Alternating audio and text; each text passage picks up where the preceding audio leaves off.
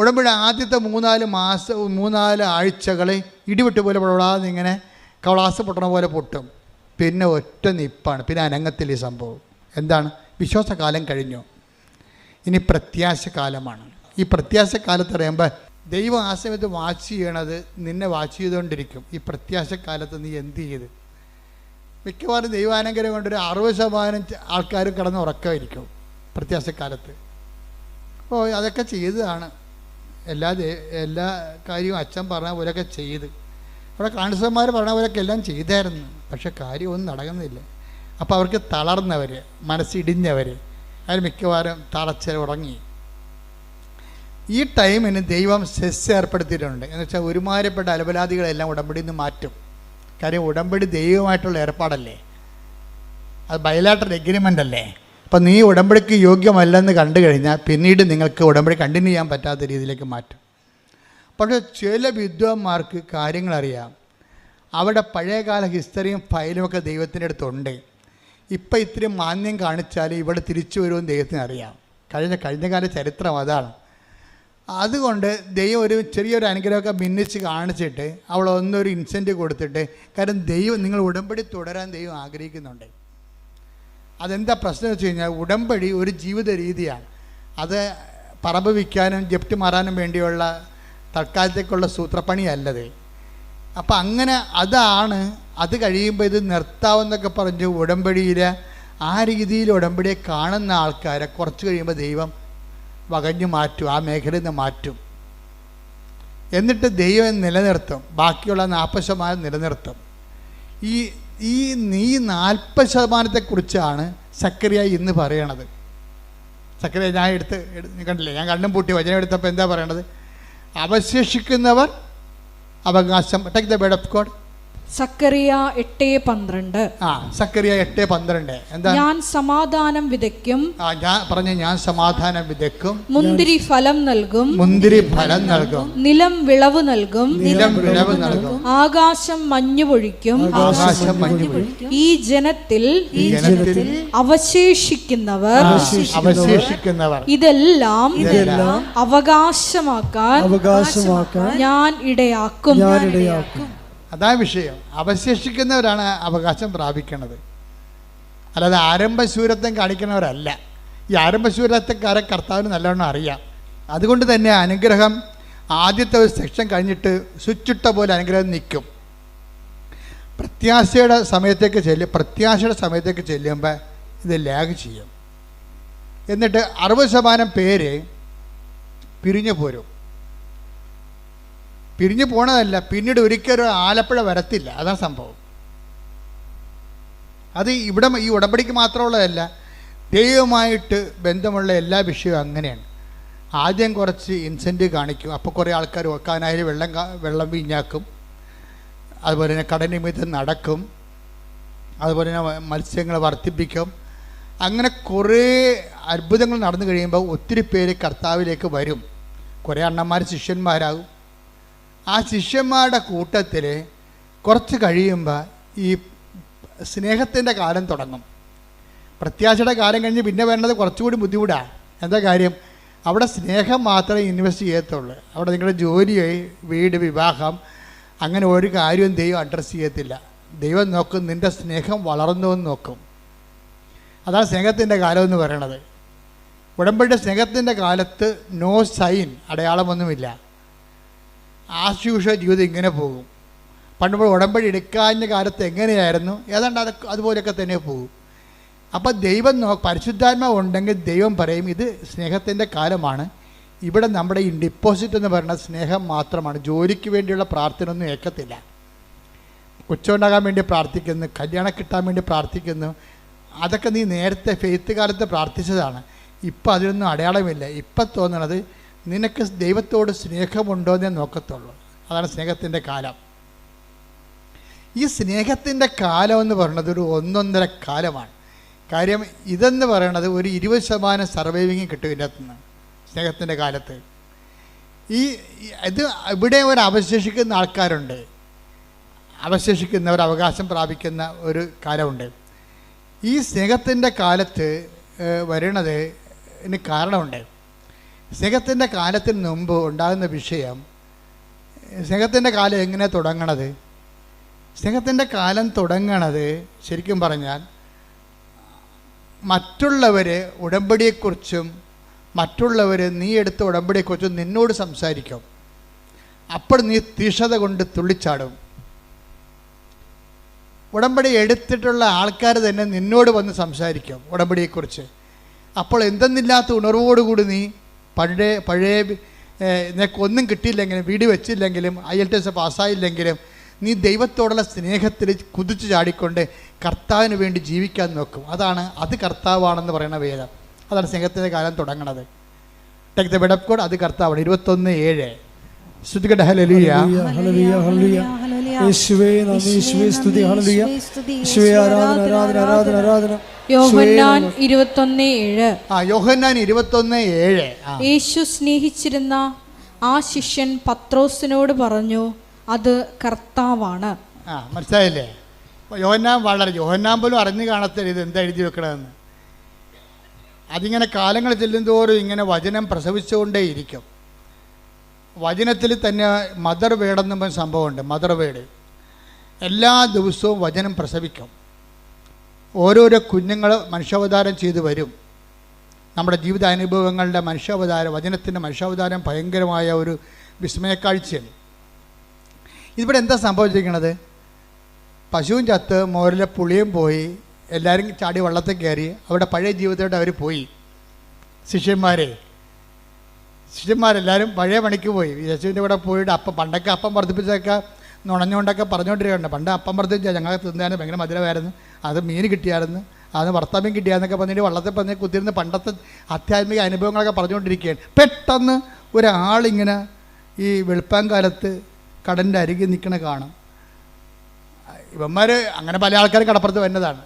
പക്ഷേ യേശു സ്നേഹിച്ചിരുന്നൊരു ശിഷ്യനെ ആ ആളായ്മ കണ്ടപ്പോൾ, ആ തലയനൊക്കെ കണ്ടപ്പോൾ ആളെ മനസ്സിലായി.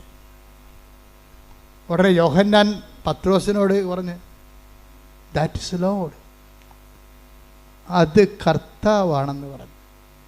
ആർക്കും മനസ്സിലായില്ല. ആ സ്നേഹിച്ച ശിഷ്യനെ മനസ്സിലായുള്ളത്.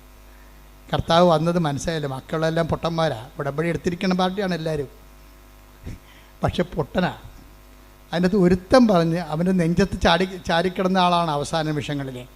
കാരണം കുരിശിൻ്റെ ചുവട്ടിൽ നിന്നവനുമാണ് അവൻ. ഇവൻ്റെ തലയനക്കങ്ങളും കൈയനക്കങ്ങളും നിഴലാട്ടങ്ങളൊക്കെ അറിയാൻ പറ്റും. അവനിത് കണ്ടപ്പോൾ തന്നെ പറഞ്ഞു, ദാറ്റ് ഈസ് ലോർഡ്, അത് കർത്താവാണ് എന്ന് പറഞ്ഞ് കേട്ടില്ല.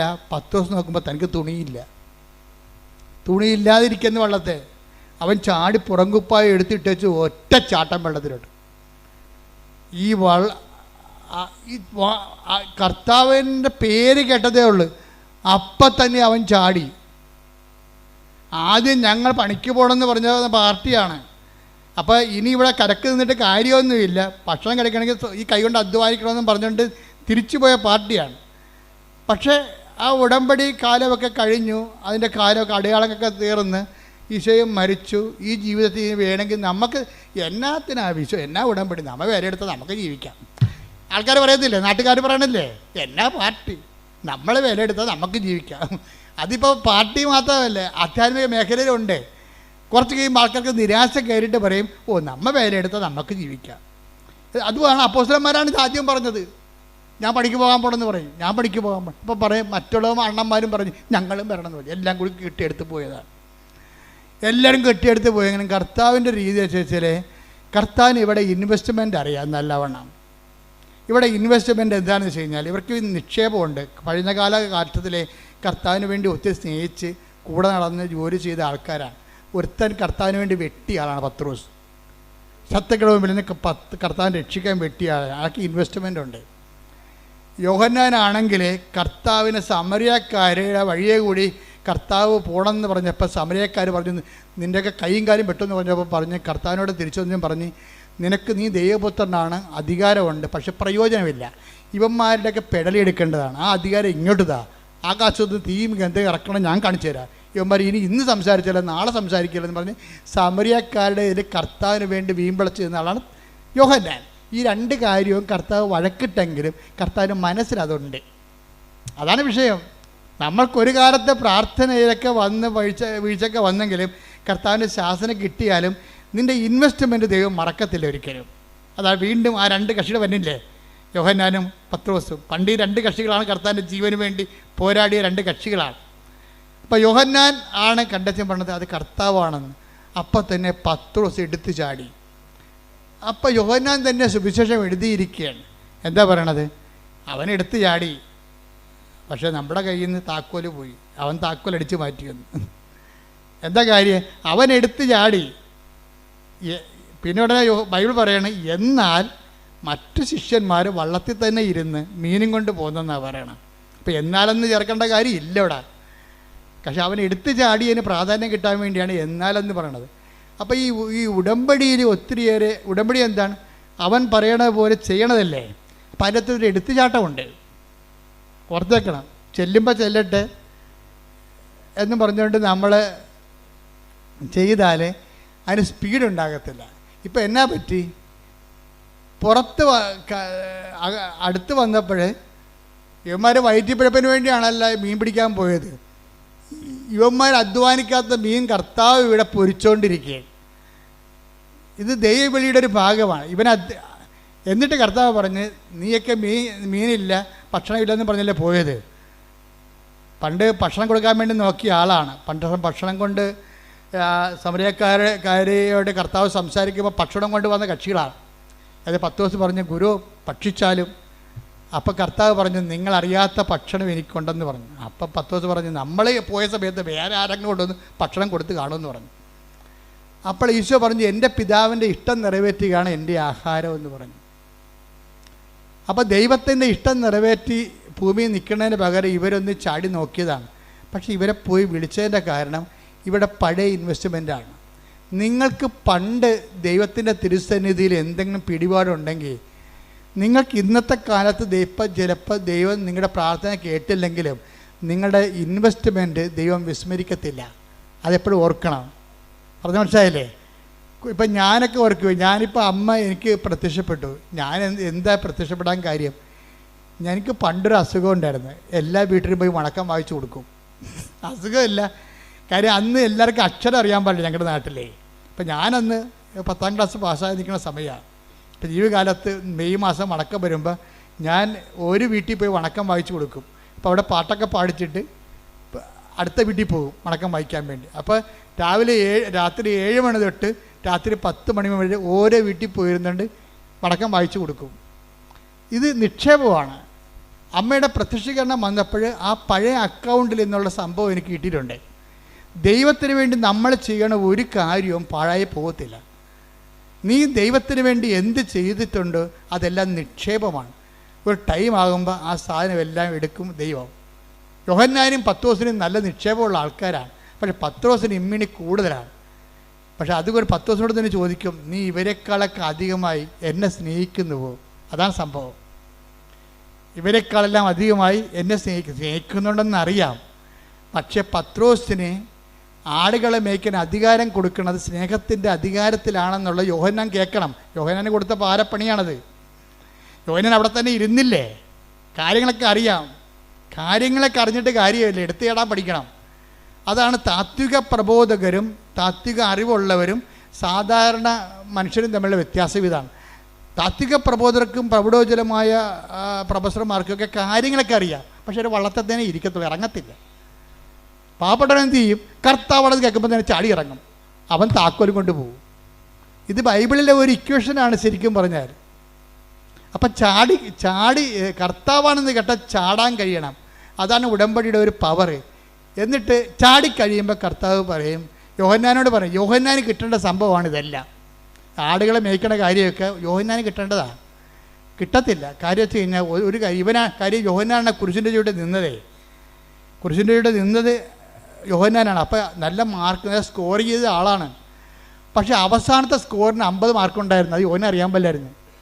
യോഹന്നാൻ ആ അവസാനത്തെ ചോദ്യത്തിന് അവസാനത്തെ ക്വസ്റ്റ്യന് ട്രയലിന് 50 മാർക്കാണ്. ആ സാധനം പത്രോസിന് കിട്ടിയപ്പോൾ 10 മാർക്ക് യോഹന്നാനൊക്കെ കൂടുതലായി പോയി പത്രോസിന്. എന്തുകൊണ്ടാണ് പത്രോസിന് അധികാരം കൊടുത്തതെന്ന് യോഹന്നാനോട് പറയാതെ പറയണതാണ്, നീ ഇവരെക്കാളെല്ലാം അധികമായി എന്നെ സ്നേഹിക്കുന്നുണ്ടോ? അതാണ് ഉടമ്പടിയുടെ സ്നേഹക്കാലം എന്ന് പറയുന്നത്. പിടിയിടിയാ, ഉടമ്പടിയിൽ ഒരു അനക്കം ഉണ്ടാകത്തില്ല. നമ്മൾ വേലയെടുത്താൽ നമ്മൾക്ക് ജീവിക്കാൻ പറഞ്ഞ രീതിയിൽ ആ ശിഷ്യന്മാർ ആയിപ്പോകും. അപ്പോൾ നമ്മൾ ഉടമ്പടി ചില ആൾക്കാർ മറന്നു പോകും. പക്ഷേ ആരെങ്കിലും നമ്മളെ ഉടമ്പടി ഓർപ്പിച്ചാൽ അപ്പം പഴയ വർദ്ധിച്ച വീര്യത്തോട് നമ്മളെ വീണ്ടും ചാടിക്കഴിഞ്ഞാൽ അത് സ്നേഹത്തിൻ്റെ കാലമാണ്. എല്ലാവരെക്കാൾ ഉപരിയായി ദൈവത്തെ സ്നേഹിക്കുന്ന കാലം. അപ്പോൾ എല്ലാവരെക്കാൾ ഉപരിയായി ദൈവത്തെ സ്നേഹിക്കുക എന്നുള്ള ഒരു ഉടമ്പടിയുടെ ഒരു നിബന്ധന ബൈബിൾ മുഴുവൻ നിറഞ്ഞു നിൽക്കുന്ന ഒരു ക്യാപിറ്റൽ വെളിപാടാണ്. നിൻ്റെ കർത്താവായ ദൈവം ഞാനാകുന്നു, ഞാനല്ലാതെ മറ്റൊരു ദൈവം നിനക്ക് ഉണ്ടാവരുത്. അത് ആ ദൈവം തന്നെയാണ് പിന്നീട് വചനം മാസമായി കഴിയുമ്പോഴും ആ നിബന്ധനകൾക്ക് മാറ്റമില്ല. എന്താണ്? നിത്യജീവൻ പ്രാപിക്കാൻ ഞാൻ എന്ത് ചെയ്യണമെന്ന് ചോദിക്കുമ്പോൾ പറയും, എല്ലാത്തിനേക്കാൾ ഉപരി ആ ദൈവത്തെ സ്നേഹിക്കുക, നിന്നെപ്പോലെ തന്നെ നിൻ്റെ അയൽക്കാരനെ സ്നേഹിക്കുക. ആ നിബന്ധനകൾക്ക് പിന്നെ മാറ്റമില്ല. പത്രോസിലേക്ക് വരുമ്പോൾ പറയും, നീ ഇവരെക്കാൾ അധികമായി എന്നെ സ്നേഹിക്കുന്നുണ്ടോ? അപ്പോൾ പത്രോസ് പറയും, യു നോ ഇറ്റ് എന്ന് പറയും. എന്താണ്? നിനക്കത് അറിയാം. ഞാൻ പറഞ്ഞാൽ എനിക്ക് വിഷമമാണെന്ന് പറയും. അതാണ് പത്രോസ് പറയണത്. കാര്യം കർത്താവ് കാണിച്ച ഒരു വല്ലാത്ത ഒരു പണിയുണ്ട്. കാര്യം കർത്താവിൻ്റെ കയ്യെ വിലങ്ങ് വീണപ്പോൾ പത്രോസ് വാളൂരി, ആ 200 പേരാണ് പന്തങ്ങളും വിളക്കുകളും ആയിട്ട് നിൽക്കണത്. പത്രോസ് ഒറ്റക്ക്. എന്നിട്ടും കർത്താവിൻ്റെ ജീവൻ രക്ഷിക്കാൻ വേണ്ടി ശത്രുപാളയത്തിൽ വെട്ടിയവനാണ് പത്രോസ്. അപ്പോഴാണ് പത്രോസിനോട് പറയണത്, വാൾ ഉറയിലിടാൻ പറയണത്. അപ്പം അത് കേട്ടോടുകൂടി പത്രോസ് വാൾ ഉറയിലിട്ട് വചനം പാലിച്ചു. അവൻ പറയണ പോലെ ചെയ്ത്. അതാണ് ഉടമ്പടി എന്ന് പറയണത്. പത്രോസിൻ്റെ ഉടമ്പടിയാണ് ഏറ്റവും ബെസ്റ്റ് ഉടമ്പടി. സ്നേഹത്തിൻ്റെ കാലത്ത് അപ്പോൾ വെട്ടുകൊണ്ട് മൽക്കസിൻ്റെ ചെവി ഛേദിച്ച് പോയി കഴിഞ്ഞപ്പോൾ പ്രധാന ഭൃത്യൻ്റെ പരിചാരകൻ്റെ ചെവി ഛേദിച്ചു. പിന്നെ അവർ പത്രോസിനെ പഴം നുറുക്കണ പോലെ നുറുക്കുമെന്ന് പത്രോസിന് അറിയാം. തനിക്ക് അപകടങ്ങളാണ്, ഈ ഉടമ്പടിയുടെ പേരിൽ തനിക്ക് വരാൻ പോണ ത്യാഗങ്ങളാണെന്നറിയാം. എന്നിട്ടും അവൻ പറഞ്ഞതല്ലേ വാളുറയിലിടാൻ. അതുകൊണ്ട് പത്രോസ് അവൻ പറഞ്ഞതുപോലെ ചെയ്തു. അതാണ് ഉടമ്പടി. അവൻ പറയണ പോലെ ചെയ്യുക. നമ്മുടെ തല പോകുന്നത് കണ്ടാലും അവൻ പറയണ പോലെ ചെയ്യും. അങ്ങനെ പത്രോസ് വാള് ഉറയിട്ടിട്ട്, ഇനി എനിക്കിവിടെ റൈറ്റില്ല, എനിക്കിവിടെ പാങ്ങില്ല, ഞാൻ ഇവിടെ നിന്നിട്ട് കാര്യമില്ല. കാര്യം കർത്താവ് വരെ പാളയത്തിൽ കൂടിയിരിക്കുകയാണ്. കാര്യം അവരുടെ ആ ചെവി, പത്രോസ് വെട്ടിയ ചെവി, കർത്താവ് ഛേദിച്ച ചെവി കർത്താവ് എടുത്ത് വെച്ച് കൊടുത്തില്ലേ, അത് പുറത്തില്ലേ. അപ്പോൾ കർത്താവിന് മുമ്പ്, അവരുടെ മുമ്പിൽ കർത്താവിന് ഒരു പിടിയായി. പാവപ്പെട്ട കർത്താവിൻ്റെ ജീവൻ രക്ഷിക്കാൻ വേണ്ടി വെട്ടിയവൻ പ്രതിയുമായി. എന്നിട്ടും ഈ മനുഷ്യൻ കർത്താവിനെ വിടത്തില്ല. ഈ ഉടമ്പടി പാലിക്കുന്നവൻ ആ ഉടമ്പടി പ്രകാരം നീ എവിടെ പോയാലും ഞാൻ നിന്നെ അനുഗമിക്കുമെന്നൊരു മനുഷ്യൻ കർത്താവിനോട് പറഞ്ഞായിരുന്നു. എന്ന് വെച്ചാൽ ഏത് സാഹചര്യത്തിലൂടെയാണ് എൻ്റെ ജീവിതം പോകണമെന്നുണ്ടെങ്കിലും നീ തന്നെ ഒരു ദിവസം എന്നെ തള്ളിപ്പറഞ്ഞാലും ഞാൻ നിന്നെ തള്ളിപ്പറയാതെ നിൻ്റെ പുറകെ വരുമെന്ന് പറഞ്ഞുകൊണ്ടാണ് യോഹന്നാൻ പറയും, അകലെ കൂടി അവൻ കർത്താവിനെ അനുഗമിച്ചെന്ന്. Take the word of God. അകലെ കൂടി. ശ്രുതികട ഹല്ലേലൂയ. ഹല്ലേലൂയ ഹല്ലേലൂയ ഹല്ലേലൂയ ഹല്ലേലൂയ. യേശുവേ നന്ദി, യേശുവേ സ്തുതി. ഹല്ലേലൂയ ഹല്ലേലൂയ ഹല്ലേലൂയ ഹല്ലേലൂയ ഹല്ലേലൂയ. യേശുവേ സ്തുതി. ഹല്ലേലൂയ. ലൂക്ക 22:54. ലൂക്ക 22:54. അവർ അവനെ പിടിച്ച് പ്രധാന ആചാര്യന്റെ വീട്ടിലേക്ക് കൊണ്ടുപോയി പത്രോസ് അകലെയായി അവനെ അനുഗമിച്ചിരുന്നു. അതാണ് സംഭവം. എന്നിട്ട് ഇത്രയും കർത്താവിനാൽ പ്രതിയാക്കപ്പെട്ട ഒരാളാണ്. കർത്താവിൻ്റെ ജീവന് വേണ്ടി നിന്നു, സഭയ്ക്ക് വേണ്ടി നിന്നു, ദൈവത്തിന് വേണ്ടി നിന്നു, ദൈവവിശ്വാസത്തിന് വേണ്ടി നിന്നു. പക്ഷെ നിനക്ക് കിട്ടിയത് എന്താ? നിനക്ക് കിട്ടിയത് ഒഴിവാക്കലും തള്ളിപ്പറച്ചിലുമാണ്. എന്നിട്ട് നീ ദൈവത്തെ വിടാതെ പത്രോസിനെ പോലെ കർത്താവിനെ അനുഗമിക്കണമെന്നുള്ള ബോധത്തിന് കർത്താവിൻ്റെ കണ്ണും വെട്ടത്തുണ്ടാകും. പത്രോസിനെ തള്ളിപ്പറഞ്ഞത് ആരാണ്? നിൻ്റെ വാളുറയിലിട്, വാളെടുക്കുന്ന വാളായി നശിക്കുന്നു പറഞ്ഞ ആരോടാണ്? പത്രോസിനെ തള്ളിപ്പറഞ്ഞ കർത്താവല്ലേ. അവനെ തള്ളിപ്പറഞ്ഞിട്ടും പത്രോസ് കർത്താവിനെ തള്ളിപ്പറഞ്ഞില്ല. പാവപ്പെട്ടവൻ നിരായുധനായി, അവൻ്റെ ജീവിതം അപകടത്തിലാണ്. കർത്താവ് പറഞ്ഞ പോലെ കേട്ടിട്ട് വാളും ഉറയിലിട്ടിട്ട് അവൻ കൊല്ലട്ടെ, എന്നാലും എൻ്റെ കർത്താവിൻ്റെ കൺവെട്ടത്തൊന്ന് ഞാൻ പോകുകയില്ല എന്ന് പറഞ്ഞുകൊണ്ട് നടന്നവനാണ്. അവനെ വിളിക്കും കർത്താവ്. അവൻ അവസാനം കണക്ക് തീർക്കാൻ വേണ്ടി വിളിക്കും. എന്നിട്ട് ചോദിക്കണം, എന്താണ് ഇവരെക്കാൾ അധികമായി നീ എന്നെ സ്നേഹിക്കുന്നുവോ? ഉണ്ടെന്ന് കർത്താവിനറിയാം. യോഹന്നാൻ ബാക്റ്റായി പോണ അവിടെ വെച്ചാൽ കർത്താവാണെന്ന് കണ്ടിട്ടും വളർത്തതിന് ഇരുന്ന് കക്ഷി. ഓ കർത്താവല്ലേ, നമുക്കറിയാം, ചെന്നാൽ മതിയല്ല എന്ന് പറയും.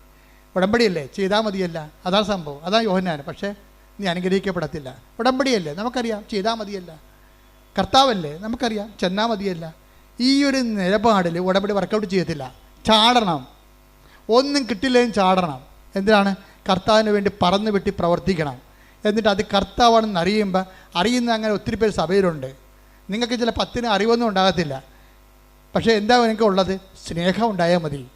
അറിവല്ല പ്രധാനം, സ്നേഹമാണ് പ്രധാനം. ദൈവത്തോട് സ്നേഹമുണ്ടെങ്കിൽ അവൻ പറയണ പോലെ ചെയ്യും, പ്രവർത്തിക്കും. കർത്താവിൻ്റെ നിന്ന് നമുക്ക് അടി കിട്ടിയാലും അവൻ്റെ കൺമട്ടത്ത് നിന്ന് നമ്മൾ പോകത്തില്ല. നമ്മളവിടെ തന്നെ നിൽക്കും. ഏതെങ്കിലും കാരണവശാൽ എപ്പോഴെങ്കിലും കർത്താവിനെ രക്ഷിക്കാൻ പറ്റുമെങ്കിൽ രക്ഷിക്കാമെന്നുള്ള ഉദ്ദേശത്തോടുകൂടിയാണ് 10 ദിവസം എൻ്റെ പുറകെ നടക്കണത്.